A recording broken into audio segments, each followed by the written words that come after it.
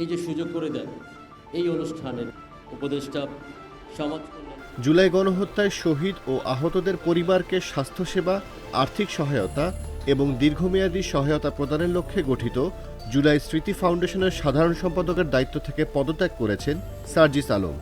22 জানুয়ারি সকালে নিজের verified Facebook ID থেকে সার্জিস আলম নিজেই বিষয়টি নিশ্চিত করেন। ফেসবুক পোস্টে সার্জিস আলম বলেন, জুলাই শহীদ স্মৃতি ফাউন্ডেশনের সাধারণ সম্পাদকের দায়িত্বে আমি নেই। এই ফাউন্ডেশনের গতি ত্বরান্বিত করার জন্য ফাউন্ডেশনের গঠনতন্ত্র, কাঠামো ও কাজের প্রক্রিয়ায় পরিবর্তন আনা হয়েছে। এখন থেকে এক্সিকিউটিভ কমিটি পুরো অফিসের সার্বিক বিষয় পরিচালনা করবে। চিফ এক্সিকিউটিভ অফিসার সেখানে অফিসের প্রধান হিসেবে দায়িত্ব পালন করবেন।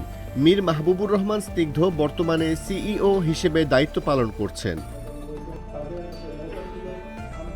সার্জিস আলম আরও বলেন, গভর্নিং বডি ফাউন্ডেশনের পলিসি মেকিংয়ের কাজ করবে, যেখানে মাননীয় প্রধান উপদেষ্টা সহ 4 জন উপদেষ্টা রয়েছেন। সাধারণ সম্পাদক নামে কোনো পদ এখন নেই। ফাউন্ডেশনের কার্যক্রম প্রসঙ্গে সার্জিস বলেন, এই ফাউন্ডেশন প্রথম আর্থিক সহযোগিতা শুরু করে 1 অক্টোবর।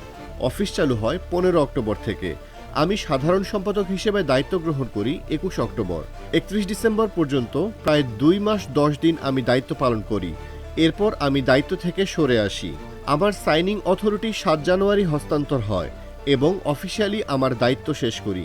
দায়িত্ব পালনকালে কোনো বেতন ভাতা নেননি উল্লেখ করে সার্জিস আলম বলেন, এই দায়িত্ব পালনকালে আমি ফাউন্ডেশন থেকে কোনো বেতন বা সম্মানই নেইনি। 31 ডিসেম্বর পর্যন্ত ভেরিফাইড 826 জন শহীদ পরিবারের মধ্যে 628 জনকে আর্থিক সহযোগিতা করা হয়। পাশাপাশি প্রায় 11,000 ভেরিফাইড আহতদের মধ্যে প্রায় 2,000 জনকে আর্থিক সহযোগিতা করা হয়। সার্জিস আলম বলেন, যতদিন পর্যন্ত আমি আমার সর্বোচ্চ সময় ফাউন্ডেশনে দিতে পেরেছি ততদিন আমি দায়িত্ব পালন করেছি। যখন মনে হয়েছে এখন থেকে ফাউন্ডেশনে প্রয়োজনীয় সময় দেওয়া আমার জন্য সম্ভব হবে না, তখন আমি দায়িত্ব থেকে সরে এসেছি। আমার কাছে নিজের সীমাবদ্ধতা অ্যাড্রেস করা এবং সে অনুযায়ী দায়িত্ব গ্রহণ বা ত্যাগ করা কোনো দুর্বলতা নয়, বরং এটাতে সৎসাহস লাগে। আমি চেষ্টা করেছি আমার চেয়ারের দায়িত্বের সাথে সৎ থাকতে।